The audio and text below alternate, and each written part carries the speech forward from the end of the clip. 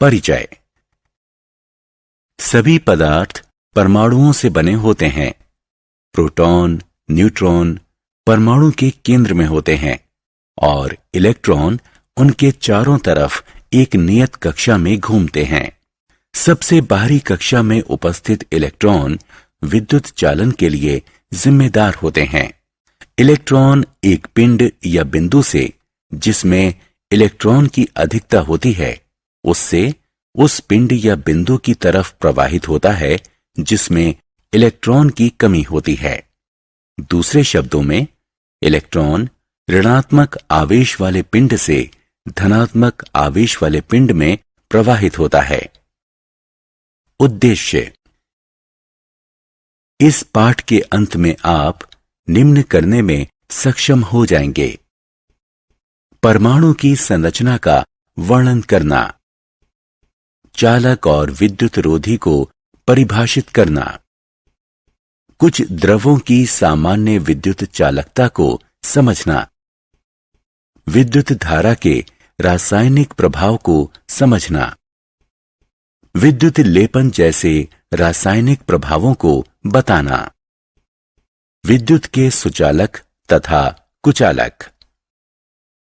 हम पदार्थों को सुचालक और कुचालक में वर्गीकृत करते हैं। जो पदार्थ स्वयं से विद्युत धारा को गुजरने देते हैं उन्हें विद्युत का सुचालक कहते हैं। तांबा, एल्यूमीनियम जैसी धातुएं इसकी कुछ उदाहरण हैं। जो पदार्थ स्वयं से विद्युत धारा को नहीं गुजरने देते उन्हें विद्युत के कुचालक कहते हैं। रबर और प्लास्टिक जैसे पदार्थ इसके उदाहरण हैं।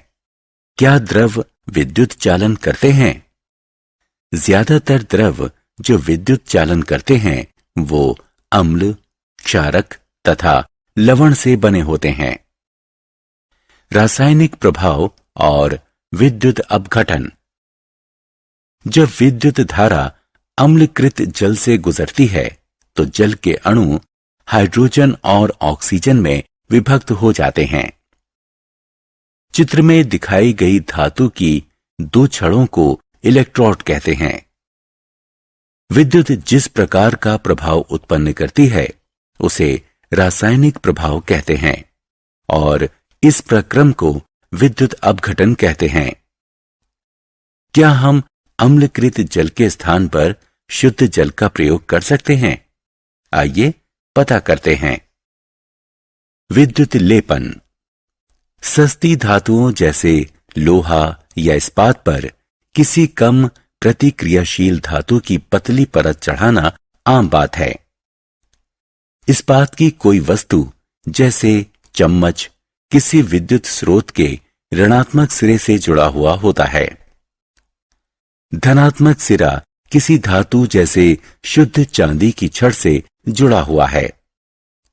चम्मच विद्युत अपघटन में कैथोड के रूप में व्यवहार करता है और धातु की छड़ एनोड के रूप में व्यवहार करती है।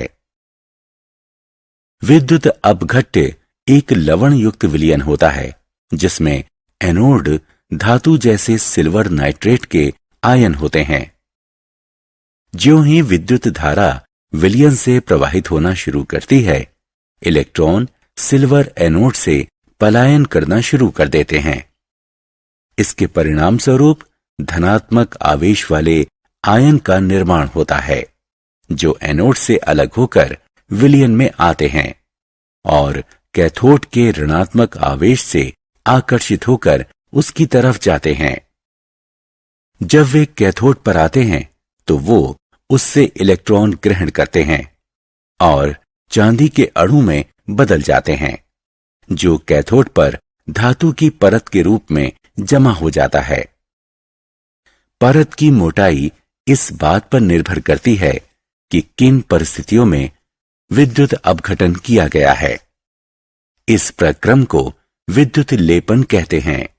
सोने या चांदी की परत चढ़ाने के लिए रासायनिक प्रभाव का उपयोग।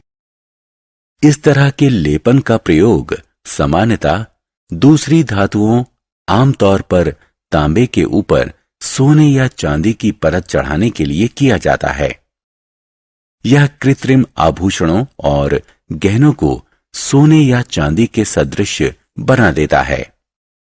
क्या आप जानते हैं, विद्युत लेपन का उद्योगों में एक धातु पर किसी दूसरी धातु की परत चढ़ाने के लिए अक्सर प्रयोग किया जाता है।